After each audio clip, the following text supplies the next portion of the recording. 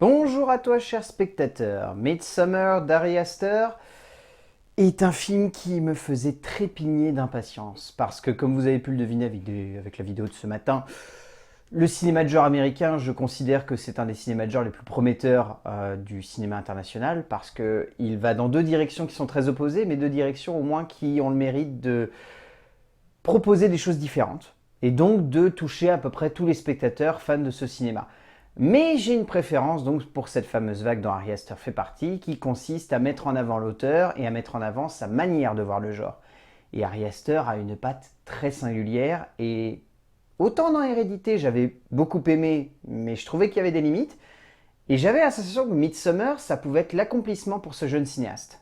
Le résumé pour faire simple, Dani est une jeune femme en deuil qui vient tout juste de perdre toute sa famille. Son petit ami, Christian, décide de lui proposer de le suivre, lui et ses amis, en Suède, pour assister à un festival qui a lieu tous les 90 ans. C'est monumental. À un point où je pense qu'on tient un film de genre qui a en sa possession tous les éléments nécessaires pour devenir un classique instantané. Je pense que avec ce film, Ari Aster a décuplé la puissance d'Hérédité.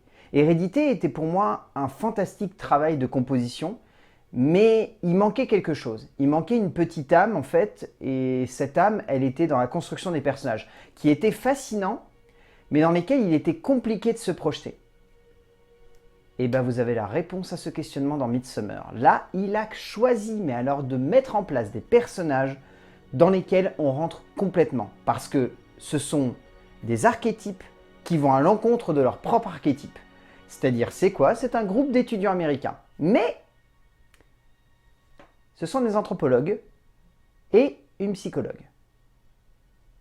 Donc des personnages qui sont capables, normalement, de comprendre l'être humain. Et rien que le fait d'inclure ça, et ensuite de développer leur caractère et de leur mettre des affects qui font qu'on est proche d'eux, et ben c'est ça en fait qui résout ce qui marchait pas dans Hérédité. Et ça fait que Midsommar est impressionnant parce que du coup le visuel est une nouvelle fois brillant de maîtrise, et en plus on a ce petit élément, cette création de personnages beaucoup plus attachant que dans Hérédité, qui rend l'œuvre totalement géniale. Je veux dire, à aucun moment je me suis posé des questions en me disant on en a combien de temps dans le film, dis donc franchement c'est très esthétique mais ça raconte pas grand chose. J'avais constamment des choses à réfléchir sur ce qu'il y avait au sein du cadre. J'étais constamment en train de me dire le film me parle, essaye de me faire dire quelque chose, ou en tout cas de me faire réfléchir, de convoquer des éléments que je connais et dont j'ai déjà entendu parler ou que je maîtrise, des éléments d'être humain, des éléments de cinéphile, des éléments de jeunes réalisateurs, de plein de trucs. Mais du coup, j'étais constamment avec cette sensation que Ari Aster me disait viens, tu es le bienvenu dans mon film. Parce qu'il y a plein de choses que tu vas pouvoir dire dessus, il y a plein de choses que j'ai à te dire également. Comment vous voulez que je ressorte pas de la salle complètement emballé? Il est évident au vu de la vidéo que je vous ai proposée ce matin que ce métrage représentait pour moi une césure. Une césure qui allait déterminer si le cinéma de genre américain était à suivre du côté de chez Jason Blum et des petites productions horrifiques de l'univers de One, ou s'il allait falloir regarder du côté de chez A24. Indéniablement, Ari Aster vient de lancer un boulet de canon au sein du cinéma horrifique et de genre, en imposant un nouveau canon justement, horrifique, en traitant la peur comme quelque chose de latent, qui ne demande qu'à être pris en main par un auteur qui sait quoi en faire pour développer une émotion, une sensation, une immersion qui puisse délicatement se fondre dans une masse dramatique imposante et immense, mais qu'à aucun moment on a envie de voir se raccourcir ou même s'arrêter, tant tout ceci est majestueux, impressionnant et grandiose. En termes d'écriture, Ari Aster a choisi de mettre en place un long métrage qui prend son temps. Mais bien au-delà de ça, c'est un long métrage qui regorge de thématiques et d'approches autour de l'être humain. C'est un film qui arrive à parler de l'être humain avec une conscience et une prise de conscience du fait qu'aujourd'hui, l'être humain n'est plus au centre de la société. Donc qu'est-ce qu'on fait? On place des étudiants américains qui étudient l'être humain dans une communauté qui partage de l'être humain. À partir de ce moment-là, tout le film devient un questionnement complet, c'est-à-dire qu'Ari Aster, il ne choisit pas simplement de mettre ses personnages dans ce contexte-là pour, entre guillemets, faire un truc à la Wicker Man. Ça ressemble à ça au début et on se dit clairement qu'on va avoir droit à un running de The Wicker Man, que ça va être en gros le mec cherche des trucs et puis à la fin oh, il va être brouillé dans un bûcher. Ça n'est pas du tout ça. Ça c'est uniquement la surface et c'est l'ambiance que Ari Aster développe. C'est un peu comme vous vous rappelez les gens qui arrêtaient pas de dire que Hérédité était vraiment ancré dans le cinéma de William Friedkin, dans L'Exorciste. Et bien là, c'est exactement cette impression-là, c'est-à-dire qu'on sent une nouvelle fois que c'est ancré dans un genre, et même dans un film, The Wicker Man, mais que Ari Aster a envie de développer des codes et des éléments qui font que constamment les places vont être inversées. On ne sait pas qui est gentil, qui est méchant, est-ce que c'est vraiment les méchants ou est-ce que c'est juste un problème d'incompréhension? Le film parle également tout simplement du fait qu'on ne comprend pas son prochain. Et que pire, quand on ne comprend pas son prochain, on le rejette. Et le film parle constamment de ça dans l'écriture et dans le développement des personnages et même dans la manière avec laquelle on va virer par moments vers le slasher. Mais c'est tout un ensemble de petits codes utilisés dans l'écriture qui rappellent que Ari Aster, il sait comment faire peur, mais il sait surtout comment pétrifier le spectateur. Chacun aura son interprétation autour de l'écriture de Aster ici. Chacun y verra un élément, un personnage, une représentation, une parabole qui lui évoquera quelque chose de personnel ou en tout cas de lié à son passé. Car c'est l'idée présente et évoquée dès le début de l'écriture par le biais de ces morts tragiques. La mort comme élément de lien entre les spectateurs. Quoi de plus terrifiant finalement comme base dramatique et quoi de plus dramatique que la mort d'une famille laissant une jeune fille seule, condamnée à devoir chercher quelque chose qu'elle ne pourra jamais retrouver, soit un foyer. Là est la base dramatique et narrative de Aster, là est le début de l'enfer selon le cinéaste américain, et là est peut-être l'origine de la création de ce paradis qui sonne comme le plus imposant et le plus fascinant des purgatoires cinématographiques et horrifiques du cinéma américain. En termes de mise en scène, vous allez vous taper un sacré bad trip quand même avec ce film.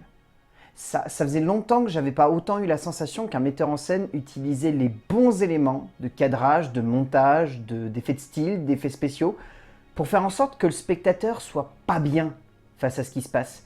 Mais c'est pas comme certains ont tendance à le comparer avec du Gaspard Noé. Gaspard Noé, lui, quand il veut mettre mal à l'aise, il utilise un procédé de mise en scène et il se tient à un procédé de mise en scène.